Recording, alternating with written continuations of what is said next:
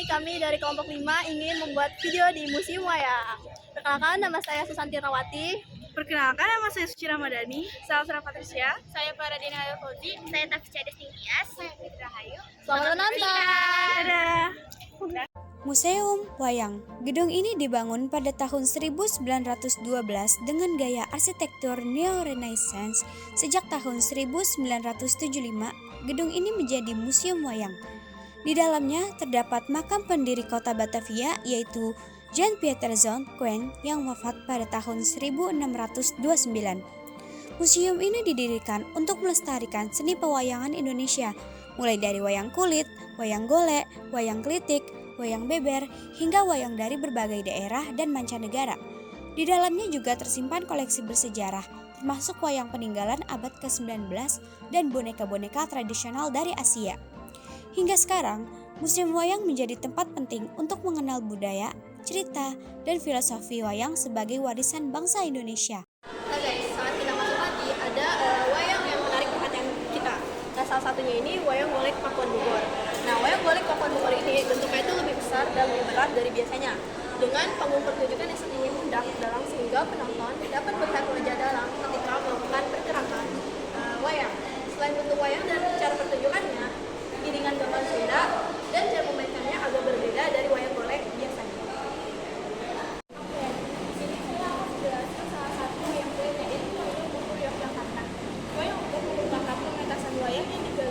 Oleh Ki Sukasna, sebuah gagasan menyimpang dari pementasan wayang kulit pada umumnya. Sebab dalam konsep wayang ukur, kulit atau layar bukan difungsikan sebagai pementas antara dalam dengan penonton, tetapi menjadi bagian dari properti pementasan. Selanjutnya ada wayang klitik gaya Yogyakarta. Wayang klitik dibuat dari kayu tipis. Nama klitik diambil dari suara klitik-klitik yang ditimbulkan saat wayang dimainkan. Pada pertunjukan wayang klitik gaya Yogyakarta biasanya menampilkan stepik dan marwulan.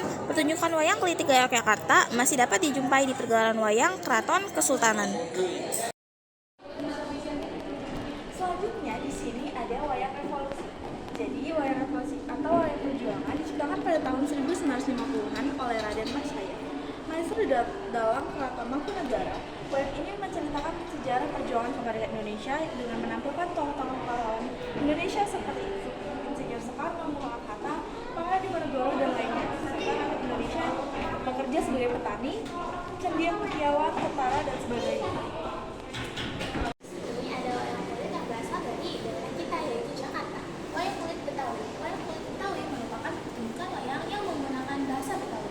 Walaupun tetap menggunakan epik Mahabharata dan Ramayana, tetapi beberapa rangkaian ceritanya disusunkan dengan kearifan lokal yang ada di budaya Betawi. Nah, di sini ada topeng-topeng atau kuda-kuda yang biasa kita sebut dengan topeng. Topeng berbentuk seperti wajah manusia ini dalam bahasa Simalungun disebut topeng, yang terbuat dari kayu dan ijuk sebagai rambut. Topeng digunakan pada upacara kematian untuk yang meninggal dunia di usia lanjut dan menyambut tamu agung. Dan selanjutnya ada si gale-gale atau yang bisa kita sebut dengan boneka. Si gale-gale adalah tradisi unik dari suku Batak Toba di wilayah Toba, Sumatera Utara. Si gale-gale merupakan boneka yang terbuat dari kayu yang dipahat menyerupai manusia atau manusia laki-laki. Nah, yang digunakan saat ritual pemakaman atau upacara kematian yang tidak menjadi keturunan. Selanjutnya ada tarian topeng Gundala-Gundala. Gundala-Gundala adalah tarian tradisional yang digunakan oleh suku Batak Karo di dataran tinggi Karo, Sumatera Utara, Indonesia, sebagai sarana untuk meminta hujan atau dilewari udan agar menghasilkan panen yang subur.